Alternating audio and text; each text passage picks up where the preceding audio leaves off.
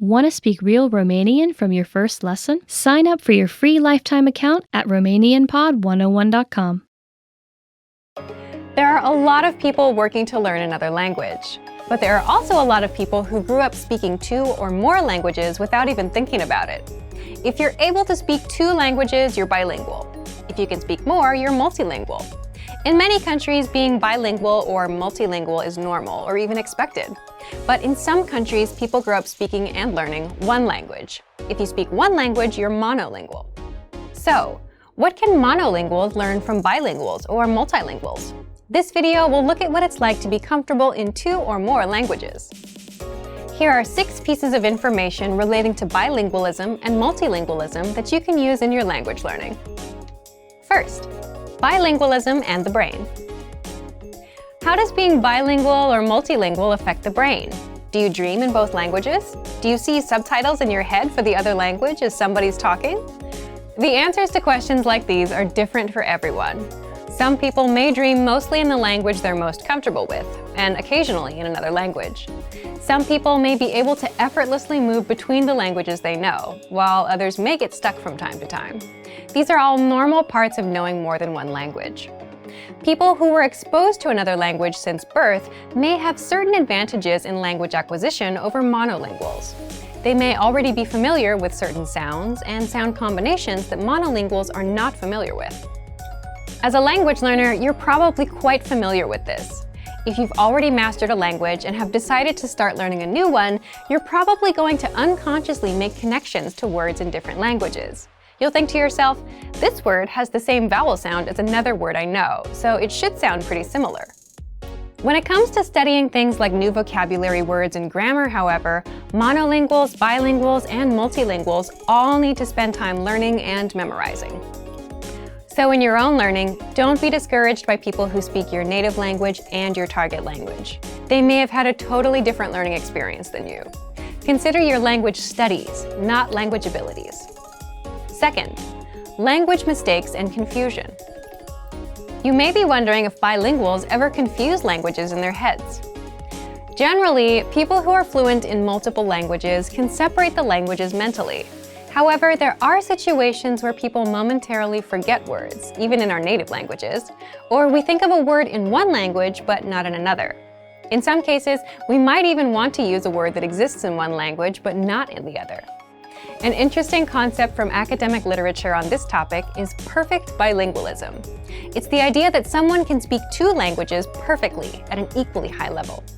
Many people assume that someone who grew up speaking 2 languages would be able to use both of them perfectly and sound flawless, but this is generally not true. Bilingual people are often more comfortable talking about certain topics in specific languages. There are also situations where bilingual people may pronounce words with a slightly different accent than monolingual people.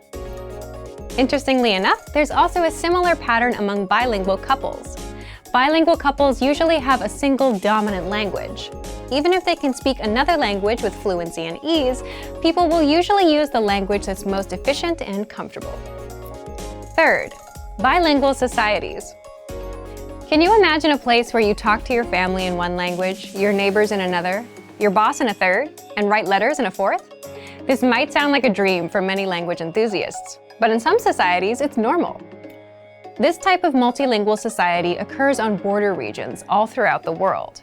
In northern Iraq, for instance, people usually speak Kurdish, Turkish, and Iraqi Arabic, and many of them use modern standard Arabic and English at school.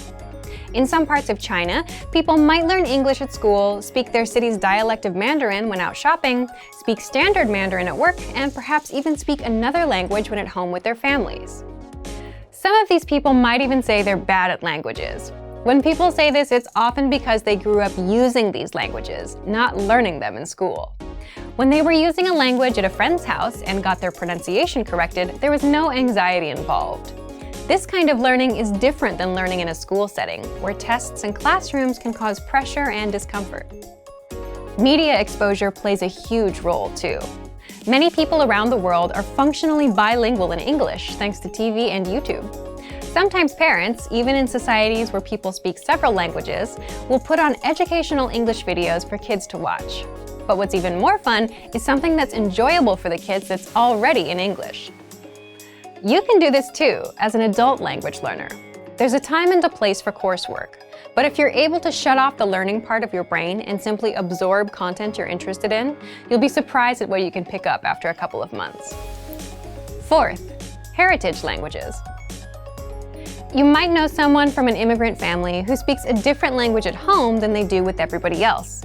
That language is referred to academically as a heritage language. Basically, a language that someone learned at home without using it very much anywhere else. You can imagine that such an arrangement would produce huge variation in language ability. Some people have heritage languages that they learn from visiting their grandparents once a week. Others learn through rigorous homeschooling routines enforced by their parents. Heritage learners often have some marked differences in their speech compared to speakers who grew up in a monolingual environment. They might have an accent that's affected by the dominant language they grew up with, or they might feel uncomfortable using some grammar or vocabulary that they're not as familiar with. But on the other hand, they might be able to smoothly use things like tone, grammatical gender, and other aspects of language that are extremely difficult for learners to master. Their listening comprehension is also likely good. Another big difference is in reading and writing. You probably don't remember, but reading and writing took time to learn. It may be difficult to motivate yourself or a child to learn to read or write in a new language, especially if that language has a different and complicated script. We may be tempted to rely on the reading and writing skills we already have instead of learning something new. If you have a heritage language and you're working on reactivating it, be kind to yourself. Maybe you feel like you should know how to read or write in your heritage language, but you don't. And that's okay. You can work on building those skills as any other language learner would. A great way to build literacy is to read text with audio that you can listen to at the same time. You can use the lesson notes from our language learning program or watch videos with subtitles. This is easy to do from the comfort of your home. Fifth, gaining fluency in a second language. There's a lot of divided discussion about whether it's possible to learn a language to a native level. It's important to consider what native level means. Maybe a native speaker of your target language can talk about their work flawlessly, but they can't speak in depth about a topic beyond their field.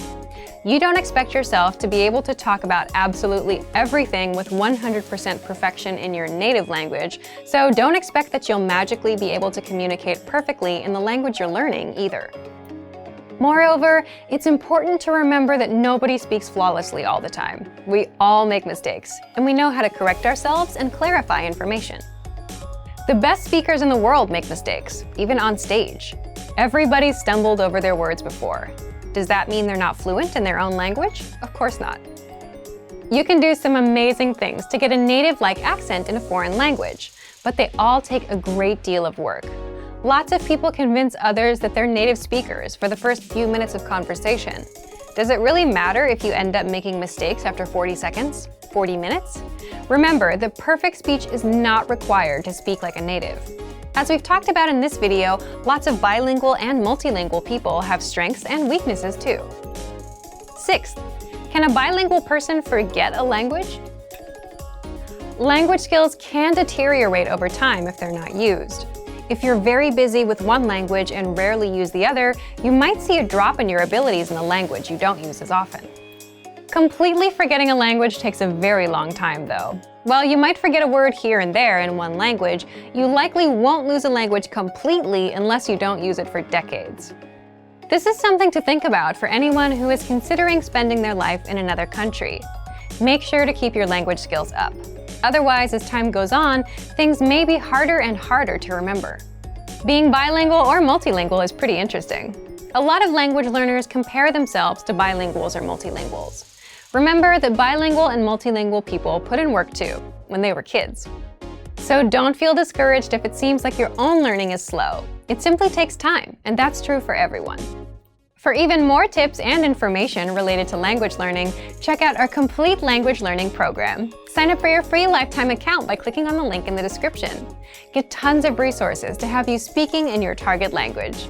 And if you enjoyed these tips, hit the like button, share the video with anyone who's trying to learn a new language, and subscribe to our channel. We release new videos every week. I'll see you next time. Bye! Want to speed up your language learning?